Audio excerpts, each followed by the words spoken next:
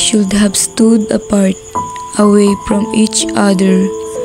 Those two nipa houses, there should have been a lofty, impenetrable wall between them, so that they should not stare so coldly at each other.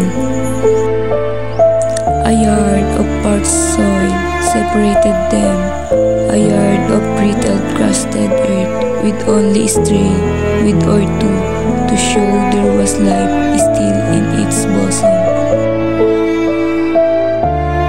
They stood there on the roadside, the two, alone, neighborless, each avoid to betray the other. There had been 2 rows of vegetable, one to each house, but something had happened, and the fence came to be built.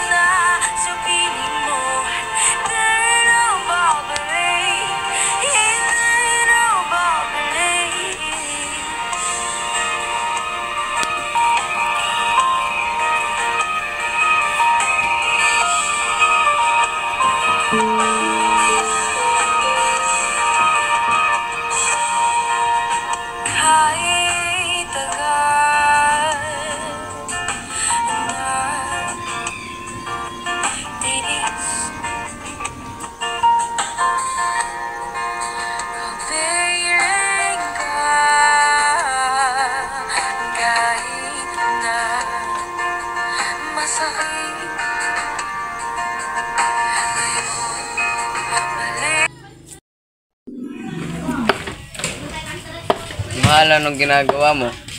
Gumagawa ng bakod. Para saan? Wala lang, kailangan ko lang ng bakod. Oy, Aling Biang, anong ginagawa mo? Gumagawa ng bakod. Para saan?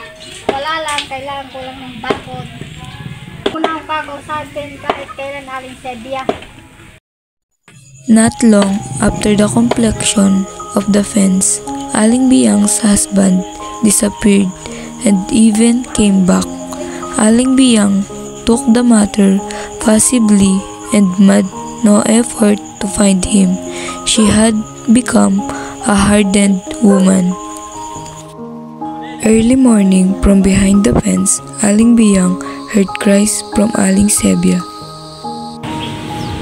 Tulong! Tulong! Aray ko! Aling Sebia, anong nangyayari sa'yo? Tumawag ka na pumunta na, Aling Biang, mga anak na ako.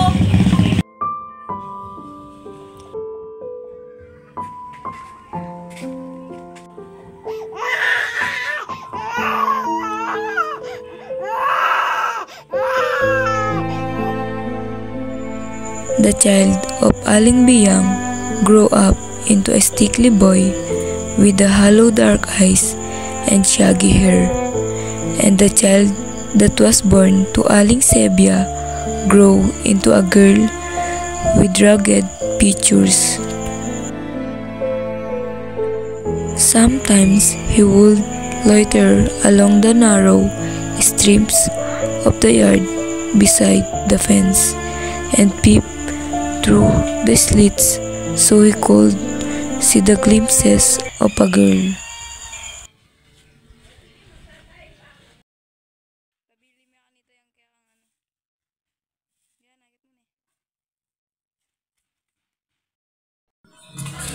Anong ginagawa mo dyan? Di ba pinagsabihan na kita na huwag kang lalagpas ng tingin sa bakod na yan? Uwi!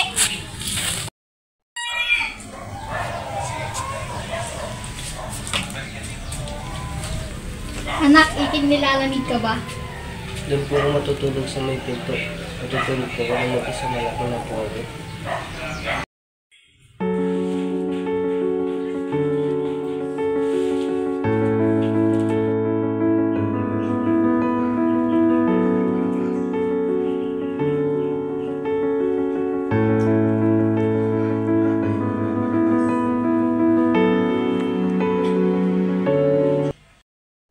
Bakit mo ginagawa yan, Nay? Bakit? Kasi kailangan ayusin, kailangan ayusin.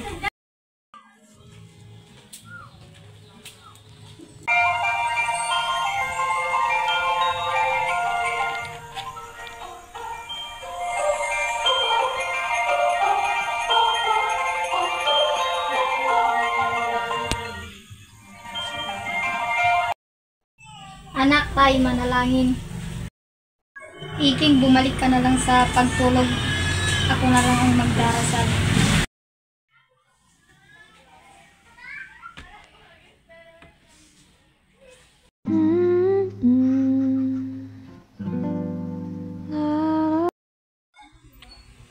Sino bang nagpapatugtog ng ganitong oras? Sinasundo na ba ang anak ko? Iking! He drew his blanket closer around him so that he should not feel the cold.